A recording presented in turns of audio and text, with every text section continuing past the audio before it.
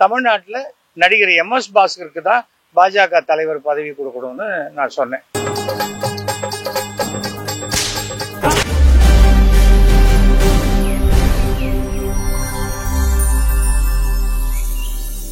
எல்லாருக்கும் வணக்கம். கடந்த 26ஆம் தேதி என்னுடைய பிறந்த நாள். அந்த பிறந்த நாள் அன்னைக்கு பாஜகவுடைய மாநில தலைவர் திரு அண்ணாமலை அவர்கள் அந்த சவுக்கடி சந்திரகாந்தா சீன் ஒன்று அரங்கேற்றம் பண்ணார். அது இதை போன்ற ஒரு கோமாளித்தனத்தை தமிழக அரசியலிலோ இல்லை இந்திய அரசியலிலோ யாருமே பார்த்துருக்க முடியாது. ஒரு பிரச்சனை, அந்த பிரச்சனைக்கு தீர்வு காணுவதற்கு முயற்சி செய்ய வேண்டுமே தவிர அதுக்கு நான் பொறுப்பேற்றுக்கிறேன் அப்படின்னு சொல்லி நான் சவுக்கால் அடிச்சுக்கிறேன் அப்படிங்கிறது ஒரு கோமாளித்தனம். அவர் ஒன்றும் தமிழ்நாட்டு டிஜிபியோ இல்லை சென்னை கமிஷனரோ கிடையாது. அவர் எதுக்கு அந்த பொறுப்பை ஏற்றுக்கணும்? ஒருவேளை அந்த குற்றவாளி அவருக்கு வரவா, இல்லை அவருக்கு தெரிஞ்சவங்களா, இல்லை ஒருவேளை அவர் இந்த குற்றம் தண்டிக்கப்பட்டோடனே அவரை பிஜேபியில் எடுத்துக்கலாம். ஏன்னா ஏற்கனவே 261 கிரிமினல்ஸ் இருக்காங்க. சரி, 262 சேர்த்துக்கலாம் அப்படின்னு இருக்கலாம். ஆனால் ஒரு விமர்சனம் என்பது யாருக்கும் உண்டான உரிமை. அது தரம் தாழ்ந்து விமர்சிக்காமல் எல்லாம் விமர்சிக்கலாம். இந்த சவுக்கடி தான் ஒரு தலைவருக்கு தகுதியான ஒரு இடம் என்றால் தமிழ்நாட்டில் நடிகர் MS பாஸ்கருக்கு தான் பாஜக தலைவர் பதவி கொடுக்கணும்னு நான் சொன்னேன். அவர் தான் நல்லா ஆடிக்கினே சவுக்கால் அடிச்சுக்கிறார். ஒரு படத்தில் ரொம்ப சிறப்பாக பண்ணியிருப்பார். இதை என்ன பண்ணிட்டாங்க, என்னுடைய செல் நம்பரை கொஞ்சம் அளவு கடந்த அண்ணாமலை அடிமை யாரோ 2-3 பேர் என்ன பண்ணிட்டாங்க, இதுதான் SV சேகர் நம்பர், அவரை கொஞ்சம் பக்குவமாக செஞ்சு விட்டுருங்க அப்படின்னு போடுறாங்க. அதாவது சோசியல் மீடியா இருக்கு, என்ன வேணா பேசலாம்ங்கிறத தாண்டி அடுத்தவருடைய தொலைபேசி எண்ணை அவர் அனுமதி இல்லாமல் போடுவது சட்டப்படி குற்றம். கொஞ்சம் ஆத்திரத்தில் புத்தி பேதலிக்கும் போது தவறுகள் நடப்பது சகஜமான ஒரு விஷயம். அதுக்கு பிறகு பார்த்தா எனக்கு சாதாரணமாக ஒரு நாளைக்கு 100-200 கால்ஸ் வரும். இதுக்கப்புறம் 1000, 2000, 3000ன்னு கால்ஸ் வருது. வாட்ஸ்அப்பில் வருது, இதில் வருது, வந்துக்கிட்டு இருக்கு. நமக்கு ரெகுலரான கால்ஸ் அட்டன் பண்ணவே முடியாத அளவுக்கு ஆயிடுச்சு. சரி, நான் என்ன பண்ணேன், நம்ம சிலதெல்லாம் மேனேஜ் பண்ணோம். இதெல்லாம் சகஜம். ஏன்னா நானே பொது வெளியில் என்னுடைய நம்பரை கொடுத்துருக்கேன். ஏன்னா யாருக்காவது ஏதாவது உதவி தேவைப்படணும். அன்றைக்கி ஒரு டைரக்டர் ஒருத்தருடைய ஹார்ட் அட்டாக் வந்துருச்சு. எனக்கு ஃபோன் பண்ணி அவங்க ஒய்ஃப் சொன்னாங்க. காலத்தில் 7 மணிக்கு சொன்னாங்க. 8:30 மணிக்குள்ளே அவரை ஓமந்தூர் அவர்களை அட்மிட் பண்ணி இமீடியட்டாக அவருக்கு ட்ரீட்மெண்ட் கொடுத்தோம். அந்த மாதிரி உதவி செய்வதற்கு தான் என் நம்பரை கொடுத்துருக்கேனே தவிர யார் வேணால் என்னை திட்டுக்கடான்னு சொல்கிறதுக்கு இல்லை. ஸோ இது தெரிஞ்சுக்கணும். வாலண்டரி ரிட்டையர் ஆன ஒரு போலீஸ் தலைமையில் நடக்கக்கூடிய ஒரு கட்சியில் இப்படி சட்ட மீறல்களை நான் பண்ணுவேன், உன்னால் என்ன பண்ண முடியும் பார்க்கலான்னா அதுக்கு உண்டான பிரதிபலன்களையும் எதிர்பார்த்து அவங்க தான் செய்யணும். இல்லை அதை அதுக்கு உண்டான தண்டனை இருந்தால் அது தண்டனையை அனுபவிச்சு தான் ஆகணும். என்ன பண்ணினாலும் அண்ணாமலை சவுக்கால் அடிச்சுக்கிட்டாலும் தீ மிதிச்சாலும் அவர் ஒன்றும் வெறும் அண்டர்வேரோட மாத்திரம் தமிழ்நாடு முழுக்க நான் சுற்றிட்டு வரேன்னு சொன்னால் கூட பிஜேபி தமிழ்நாட்டில் ஒரு சீட்டு கூட 2026 ஜெயிக்க வாய்ப்பே கிடையாது. 40க்கு 40 வரும்னு பேசினார். கடைசியில் 12 இடத்துல டெபாசிட் போச்சு. 40 சீட்டும் வாஷ் அவுட் ஆச்சு. வெறும் வாய் தான் வேலை செய்யும் அண்ணாமலைக்கு, செயல் ஒன்றுமே கிடையாது. இதில் பேசினாங்க, ஒருத்தர் கூட பாஜக நிர்வாகி என்கிட்ட பேசலை. ஏன் இப்படி? ஏன்னா அவங்க எல்லாருக்கும் தெரியும் இவ்வளோ அபத்தமாக பைத்தியக்காரத்தனமாக இருக்கக்கூடிய ஒரு முட்டாள் தலைவனை போய் போட்டிருக்காங்களே நம்ம கட்சியில் அப்படின்னு. நான் எல்லாத்தையுமே நான் பிஜேபியில் இல்லாவிட்டால் கூட இன்றைக்கும் நான் என்னுடைய கருத்துக்களை நேரடியாக நம்முடைய பாரத பிரதமர் அவருக்கு நான் அனுப்பிச்சி விடுறேன். அவ்வளோதான். தமிழ்நாடு நல்லா இருக்கணும். இது பாலிடிக்ஸ் பண்ணுற இடமே இல்லை. அந்த ஒரு குற்றவாளி யாராக இருந்தாலும் அந்த குற்றவாளி தண்டிக்கப்பட வேண்டியவர். அதுவும் அந்த பெண்கள் விஷயத்தில் நடந்து கொள்ளக்கூடிய பாலியல் குற்றவாளிகள் மிக கடுமையாக தண்டிக்கப்பட வேண்டியவர். எனக்கு அதில் மாற்று கருத்தே கிடையாது. இதெல்லாம் அந்த அரபு நாடுகளில் இருக்கிற மாதிரி பனிஷ்மெண்ட் கொடுக்கணும். அப்போதான் அது சரியா வரும். ஆனால் என்னன்னா எய்ட்ஸ் மாதிரி தான், இது எனக்கு வராது மற்றவங்களுக்கு வரும் அப்படின்னு நினச்சிக்கிட்டு இந்த தப்பு பண்ணுறது. அதுதான் ஒரு 20 வருஷம் முன்னாடி சென்னை கமிஷனர் சொன்னார், உங்கள் வீடெல்லாம் இருட்டா வச்சுக்காதீங்க, வீட்டை சுற்றி விளக்கு இருக்கட்டும் அப்படின்னாரு. அன்னைக்கு நான் என் வீட்டை சுற்றி ஒரு 10 லைட் போட்டேன். நைட் டைத்தில் அந்த 10 லைட்ஸ் எரிஞ்சுக்கிட்டே தான். சிசிடிவி வைக்கணும், நாங்கள் சிசிடிவி வச்சோம். பாதுகாப்புங்கிறது நம்மளும் ஜாக்கிரதையாக இருக்கணும், அதுதான் முக்கியம். அதுதான் சொல்றேன், எந்த பெண்ணாக இருந்தாலும் அது யாராக இருந்தாலும் சரி, இந்த மாதிரி ஒரு சம்பவம் நடக்கிறதுக்கு நாம ஆண்கள் தான் வைக்கப்படணும். அதுதான் உடனே இதை போலீஸ் பார்க்க மாட்டாங்களே. நமக்கு இருக்கிற போலீஸ் ஃபோர்ஸ்லையும் பாக்கி இதுலையும் சுய கட்டுப்பாடும் சுய ஒழுக்கமும் இருந்தால்தான் சமுதாயம் நன்றாக இருக்கும். நான் ரொம்ப வருஷமா சொல்லிட்டு இருக்கேன், பள்ளிக்கூடங்கள்ல கல்வியை போதிப்பதை விட ஒழுக்கத்தை அதிகமாக மாணவர்களுக்கு போதிக்க வேண்டும். அப்பதான் அடுத்த தலைமுறை சமுதாயம் மிக சிறப்பாக இருக்கும். பக்குவமா செய்ய முயற்சி பண்ணாங்க. நான் இது மாதிரி அன்னோன் நம்பர் எடுக்கவே இல்லை. எனக்கு என் போன்ல கிட்டத்தட்ட 18,000 சேவ்டு மெசேஜஸே இருக்கு, சேவ்டு நம்பர்ஸ் இருக்கு. என்னுடைய நண்பர்கள் இப்போ தந்தி டிவியில பார்த்தா உடனே அவரோட நம்பரை நோட் பண்ணா நம்பர் ரெக்கார்ட் பண்ணிடுவேன். எனக்கு அந்த முன்னெல்லாம் 50 நம்பர் 75 நம்பர் அது இல்லை இப்போ. ஸோ எனக்கு கிட்டத்தட்ட 18,000 நம்பர்ஸ் இருக்கு. ஸோ அந்த நம்பருக்குள்ள வர கால்ஸை மாத்திரம் நான் எடுக்கிறேன்.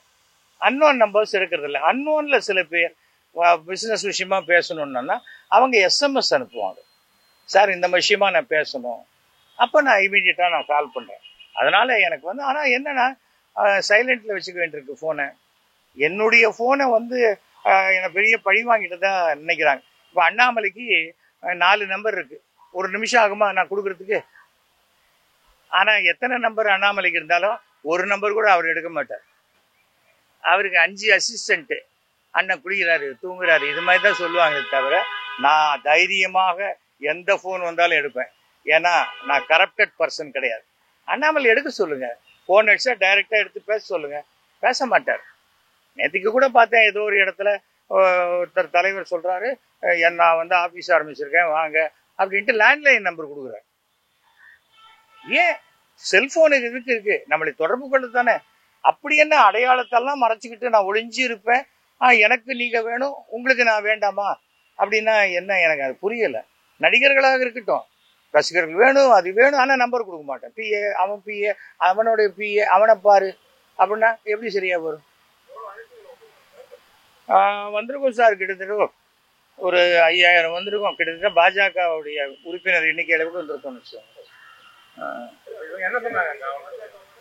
உறுப்பினர் எண்ணிக்கை அளவுக்கு வந்திருக்கும். ஏன் திருப்பி கேட்டு சந்தோஷப்படுறீங்களா? அவங்களே 1 கோடி உறுப்பினர் பண்றேன் நாங்க, கட்சியில் என்னாச்சு? இன்னும் 20 லட்சம் கூட வரல, அதனால 40 லட்சம்னு போட்டிருக்காங்க. வராது. ஏனென்றால் எப்பொழுதுமே நான் செய்த சாதனைகளை சொல்ல வேண்டும், அல்லது செய்ய போகின்ற நல்லவைகளை சொல்ல வேண்டும். அதை விட்டுட்டு எப்ப பாரு இந்து முஸ்லீமு இது ஜாதி பிரச்சனை மத பிரச்சனை, நம்ம சண்டை போடுறதுல ஒரு 10 பேராவது செத்தாதான் ஓட்டு வரும். இந்த மாதிரி மனோபாவம் உடையவர் தான் அண்ணாமலை. அதனால தமிழகத்தில் அண்ணாமலை இருக்கிற வரைக்கும் பாஜக வளருவதற்கு வாய்ப்பே கிடையாது. பெண்களுக்காக போராடுறாரு. இதே கேசவ விநாயகத்தின் மேல இந்த பாஜக இருக்கக்கூடிய கேசவ விநாயகர் 167 பெண்கள் புகார் கொடுத்துருக்காங்கன்னு தினமலர்லயே 2வது பக்கத்துல போட்டு விசாகா கமிட்டி அமைக்கணும்னு வந்தது 2 வருஷம் முன்னாடி. அவரும் இங்கேயே தான் இருக்கார். எதற்காக சொல்றேன், நான் சின்ன வயசுல இருந்து இந்த காலேஜ் கேஸ்ல படிக்கிற பசங்கள்லாம் நல்லா இருப்பாங்க, வாடா பொடின்னு பேசிக்கிட்டு சந்தோஷமா இருப்பாங்க. அப்படியே பெண்கள் வாடியே இல்லாத வளர்றவங்களுக்கு திடீர்னு லேசா அந்த புடவை நுனி பட்டோன்னு சிலிர்த்து எழுந்துருவாங்க. அது இருக்க வேண்டியதில்லை. எப்போதுமே செக்ஸ் தான் வாழ்க்கை இல்லையா? அதை தாண்டி ஒரு சகோதரியாக பார்க்கலாம், ஒரு நண்பியாக பார்க்கலாம். அப்படிதான் நான் சினிமாவில் 60 ஹீரோயினுக்கு தாலி கட்டிருக்கேன். எல்லாரையுமே வீட்டுக்கு கூட்டு வந்துட்டேன். சினிமாவில் நடிச்சவங்க எல்லாம் ஒழுக்கமாக தான் இருக்காங்க. அரசியல்ல இருக்கும்போது தான் இந்த மாதிரி அறவேக்காடுகள்லாம் தலைவராக வரும்போது பிரச்சனைகள். தவிர ஏன்னா போன்ல மிரட்டுறதுனால என்னத்தை சாதிச்சிட முடியும்? ஒண்ணுமே கிடையாது. ஆனால் சட்ட ரீதியாக இது தவறு. அடுத்தவருடைய ஒரு போன் நம்பரை அவங்க அனுமதி இல்லாம போடுறது மிகப்பெரிய தவறு. அதில் 2 பேர், ஒருத்தர் ஃபேஸ்புக்கில் போட்டிருக்காரு, இன்னொருத்தர் ட்விட்டரில் போட்டிருக்காரு. அவங்க 2 பேர் மேலேயும் அவங்களுடைய ஸ்கிரீன்ஷாட்டோடு எடுத்து நான் கம்ப்ளைண்ட் கொடுத்துருக்கேன். கண்டிப்பா அது யாருன்னு பார்த்து நடவடிக்கை எடுக்கிறேன். நான் டெப்டி கமிஷனர். ஒருத்தர் பாஜகவினர், இன்னொருத்தர் தெரியல சார், தெரியல. ஒருத்தர் போட்டிருக்காரு, பிரசாந்த் கிஷோர் மாதிரி 100 கோடி கொடுத்தா இவர் அரசியல் யுகம் அமைச்சு கொடுப்பாராம். இந்த மாதிரி சொந்த காசுல சூன்யம் வச்சுக்க எந்த கட்சியாவது நினைச்சால் எஸ்வி சேகரை அணுகவும். என்னுடைய ஃபோன் நம்பர் போட்டு மண்டை காலி சென்னை. யாரு மேலேயும் நடவடிக்கை எடுக்கல சார். டெல்லி தமிழ்நாட்டை பாதர் பண்ணவே இல்லை. எவ்வளோ கை கழுவி விட்ட ஒரு மாநிலமாகத்தான் நான் நினைக்கிறேன் தமிழகம். இல்லை சார், நான் ஒரு தடவை மோடி அவர்களே ராத்திரி 11:45 மணிக்கு அவருக்கு ஒரு லெட்டர் கொடுக்குறேன் டெல்லியில். அப்படி அந்த பக்கமாக நிறுத்திட்டு அங்கே போய் ஆஃபீஸில் லெட்டர் கொடுத்துட்டு வரேன். காலையில் 8 மணிக்கு அவருடைய ஆஃபீஸ்லேருந்து ஃபோன், பிரைம் மினிஸ்டர் உங்கள் லெட்டரை படிச்சுட்டாரு, நான் அவர் ஜேபி நட்டா ஆஃபீஸ்க்கு இன்ஸ்ட்ரக்ஷன் கொடுத்துருக்காரு, நீங்கள் ஜேபி நட்டாவை பாருங்கன்னு. ஜேபி நட்டாவுக்கு ஃபோன் பண்ணால் 3 நாள் அவருக்கு ஃபோனே எடுக்க முடியல. அதனால தலை மட்டும் சரியா இருந்த போறது, சுற்றி இருக்கிற வால்லாம் சரியா அப்படி தலைக்கு தலை ஆடிட்டு இருந்தாக்க அது வாய்ப்பே கிடையாது. ஆட்சி 3 தடவை முடிஞ்சு போச்சு. பிஜேபியோட ஆட்சியும் முடிஞ்சிருச்சு அங்க. அவ்வளவுதான். சாதாரண குதிரை கிடைச்சாக்க அது கோடு போட்டு வரி குதிரை ஆக்கிடுறாங்க நிர்மலா சீதாராமன். வரி இல்லாத எதுவுமே அவங்களால பார்க்க முடியல. மக்களுக்கு, நடுத்தர மக்களுக்கு என்ன நல்லது செய்யணுமோ அதை செய்யாத வரைக்கும் எந்த கட்சியும் இனிமேல் ஆட்சிக்கு வர முடியாது. ஒண்ணுமே கிடையாது சார். பிரபலமானவன் புத்திசாலி, காம்ப்ளெக்ஸ் வந்துடும். ஐயோ நமக்கு அவ்வளவு புத்தி இல்லையே, நம்ம இவ்வளவு பிரபலமா இல்லையேன்னு ஒரு இன்ஃபீரியாரிட்டி காம்ப்ளெக்ஸ். அவ்வளவுதான். இது ஒன்றும் அண்ணாமலைக்கு அதிகம், பொன்னாருக்கு இருந்தது, அதுக்கு முன்னாடி இருந்த தமிழிசைக்கு இருந்தது, எல்லாருக்கும் இருந்தது. ஒரு 2011 சேர்ந்தேன். ஷோ சொல்லி மோடி அவர்கள் என்னை அழைத்து நான் சேர்ந்தேன். இன்னி வரைக்கும் என்ன சரியாவே யூஸ் பண்ணிக்கல. எலெக்ஷன் வரும்போது இவங்க சொல்லுவாங்க அவரை பயன்படுத்திடாதீங்க, ஏன்னா ஒரு 100 நோட்டு எக்ஸ்ட்ரா வந்துருச்சுன்னா என்ன பண்றது? இல்ல சார், நான் வெளியில வந்துட்டேன். ஒரு கட்சி என்பது என்ன, அது வளர்றதுக்கு யாரா இருந்தாலும் பயன்படுத்திக்கணும். ஒரு போருக்கு போற மாதிரி தான். நீ வாங்கணும். கூட இருக்கிறவங்க எல்லார் தலையும் வெட்டிக்கிட்டு தனியா கத்தி எடுத்து போனா நீயும் தலையை வெட்டி எப்படி கோயம்புத்தூர்ல தோத்து போன மாதிரி தான். 39 பேரும் தோக்கணும்ட்டு ஒருத்தர் வேலை செஞ்சா அந்த 39 பேரும் இவர் தோக்கணும்னு வேலை செய்ய மாட்டாங்களா? அவ்வளவுதான். வேற என்ன இருக்கு? எனக்கு எல்லா கட்சியும் ஒண்ணுதான். இப்போ நான் எந்த கட்சியும் சேராதவன். என்னுடைய சமுதாயத்திற்கு யார் நல்லது செய்யறார்களோ அவர்களுக்கு ஆதரிச்சு நான் பிரச்சாரம் பண்ணுவேன். கவர்னரை பாக்குறது என்ன சார், அவரும் ஃப்ரீயா தானே இருக்காரு. யார் கூப்பிட்டாலும் போய் பார்த்துடலாம். நான் கூட அவரை பார்க்கணும்னு ஒரு தடவை கேட்டேன், பதிலே வரல. நான் உங்களை பார்க்கணும்னு கேட்ட லெட்டரை நான் வாபஸ் வாங்கிக்கிறேன், இனிமே நீங்க உங்களை பார்க்க எனக்கு விருப்பம் இல்லைன்னு நானே திருப்பி பதில் போட்டேன். அதுக்கப்புறம் கேட்டாராம், அவர் யார் அவருன்னு கேட்டார். எனக்கு என்னதுக்கு கவர்னரை பார்த்து, நான் எனக்கு என்ன, சும்மா பல கவர்னரை பார்த்துருக்கோம், அது மாதிரி பார்த்துட்டு வரலாம், அவ்வளோதான். இது மாதிரி நான் அதுக்கு மேலே வேற என்ன இருக்கு? என்ன ஃபங்க்ஷனுக்கும் கூப்பிடுவாங்க, ஒரு டீ கொடுப்பாங்க, யாராவது வீணை வாசிச்சுட்டு இருப்பாங்க, அவ்வளோதானே. அதுக்கு மேலே அங்கே போயிட்டு என்ன பண்ண போகுது சார்? யார் வேணா யாரோட வேணா ஃபோட்டோ எடுத்துக்கலாம் சார். ஆனால் இந்த மாதிரி சம்பந்தப்பட்ட பிறகு, அப்படிப்பட்டவன்னு தெரிஞ்ச பிறகு ஒருத்தன் ஃபோட்டோ எடுத்துக்கிட்டா நீங்கள் அப்போ சொல்லலாமே தவிர, அதுக்கு முன்னாடி சொல்றதுல எனக்கு எந்த நியாயமும் இருக்கிறதா படலை. ஒரு கூட்டமாக இருக்குது, நானே ஒரு படத்துக்கு போகிறேன், 20 பேர் செல்ஃபி எடுத்துக்கலாம், இல்லை ஒருத்தன் திருடனா இருக்கான், அதுக்கு நான் எப்படி பொறுப்பாக இருக்க முடியும்? அதெல்லாம் நம்ம சொல்ல முடியும். தவிர இப்போ நடந்த சம்பவத்தை எந்த ஒரு சராசரி குடிமகன்லேருந்து யாருமே ஆதரிக்க மாட்டாங்க. மிகப்பெரிய அயோக்கியத்தனம், அநியாயம். அது குற்றவாளிகள் தண்டிக்கப்படணும், அவ்வளவுதான். அதை தாண்டி அதை அரசியலாக்கிட்டு போனா அதனால ஒரு ஓட்டு கூட கிடைக்காது. தவிர எப்பவுமே ஏன்பா இப்படி பண்ணிட்டேனா, அவன் பண்ணலியானா இது என்ன பதிலா? நீ பண்ணினியா இல்லையா, அவ்வளவுதான் இருக்கணும். அந்த பதில் சொல்லாத வரைக்கும் அது குழப்படி அரசியலாகத்தான் இருக்கும். அது எனக்கு பழக்கமே இல்லை. கார்த்தால் வரும்போது கூட வணக்கம் சார், நான் சார்னு என்ன கூப்பிடாதீங்கன்னு சொல்லிட்டு வந்தேன், அவ்வளவுதான். யார் அந்த சாரா இருந்தா எனக்கு என்ன சார்? போலீஸ் ஒரு விசாரணை நடத்திக்கிட்டு இருக்காங்க. அதுக்கு போல நடுவில் நம்ம ஏன் இன்வெஸ்டிகேட் பண்ணணும்? அவசியமே இல்லையே சார். எத்தனை கேஸ் ரெஜிஸ்டர் ஆகுது, எத்தனை கேஸ் நடந்துட்டு இருக்கு, எல்லாத்துலயுமே நம்ம பூந்து யார் அவரு யார் என்னன்னு நம்ம கேட்கிறோமா? இதே அரசியலாக்கணும் இல்ல பரபரப்பாக்கணும் அப்படிங்கிற எண்ணத்துல வேணா சொல்லலாமே ஒழிய, இது இன்னொருத்தருடைய அவருடைய கடமைகளை நாம இன்டர்ஃபியர் பண்ற மாதிரி தான் நான் நினைக்கிறேன். அண்ணாமலை கிட்ட எந்த பவரும் கிடையாது சார். அண்ணாமலையே இன்னும் 1 மாசம் இங்க அதிகமாக இருந்தா ஜாஸ்தின்னு நான் நினைக்கிறேன். இல்ல விருப்பப்படுறேன்னு வச்சுக்கோங்க, எப்படி வேணா இருக்கலாம். அவருக்கு இந்த ரெய்டு வந்துருச்சு, அவர் உறவுகாரங்களுக்கெல்லாம். அந்த ரெய்டை மறைக்கிறதுக்காக போட்டப்பட்ட நாடகம் தான். மாரிதாஸ் அவர்களுடைய இதை பார்த்தீங்கன்னா தெரியும். சுமார் 60 கோடி ரூபாய் மதிப்புள்ள நிலத்தை 45 லட்சம் ரூபாய்க்கு வாங்கப்பட்டது.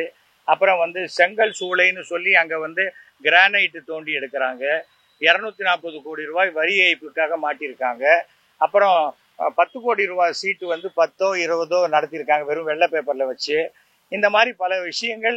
இது எல்லாமே இங்க திண்டுக்கல்ல தெரியுதுன்னா டெல்லிக்கு தெரியாத இருக்குமா? பாஜக இன்னி வரைக்கும் சொல்றது என்ன?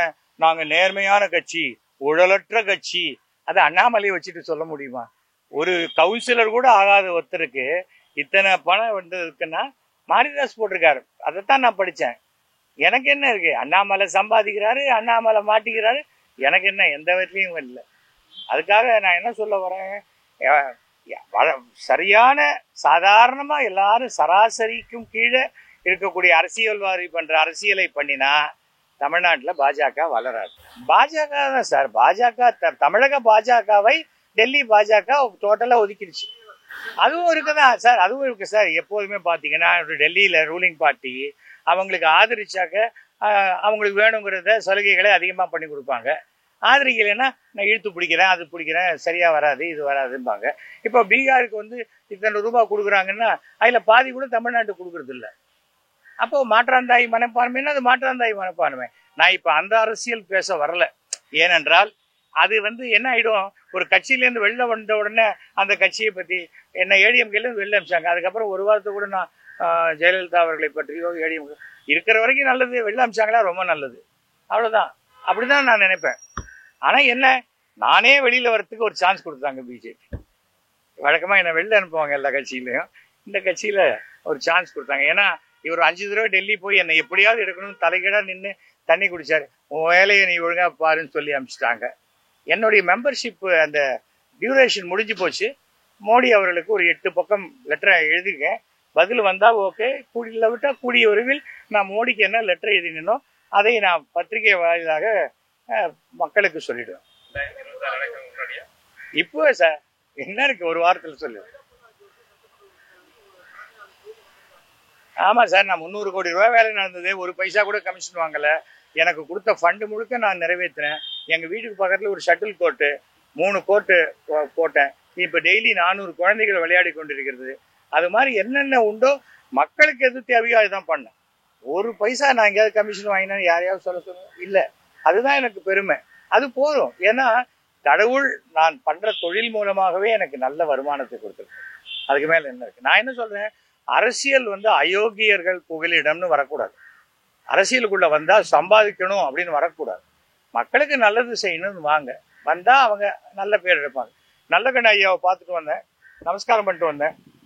உங்களை போன்றுதான் நானும் இருக்க முயற்சி பண்றேன் சார், என்ன ஆசீர்வாதம் பண்ணுங்கன்னு சொல்லிட்டு அவருக்கு நமஸ்காரம் பண்ணிட்டு வந்தேன். அவ்வளவுதான். நமக்கு நல்லவர்களைத்தான் நம்ம ஒரு எடுத்துக்காட்டா பார்த்துக்கணும். அண்ணாமலை போன்ற ஆட்கள் எல்லாம் எடுத்துக்காட்டா பார்த்துட்டா സമുദായം ഉരുപ്പെടാതെ പോയി. ഓക്കെ, നന്ദിங்க, വണക്കം. ഇങ്ങനെ ലോകത്തിലുള്ള എല്ലാ കലകൾക്കും മൂത്ത കലയായിട്ട് എൻ്റെ ഈ കലയാണ്.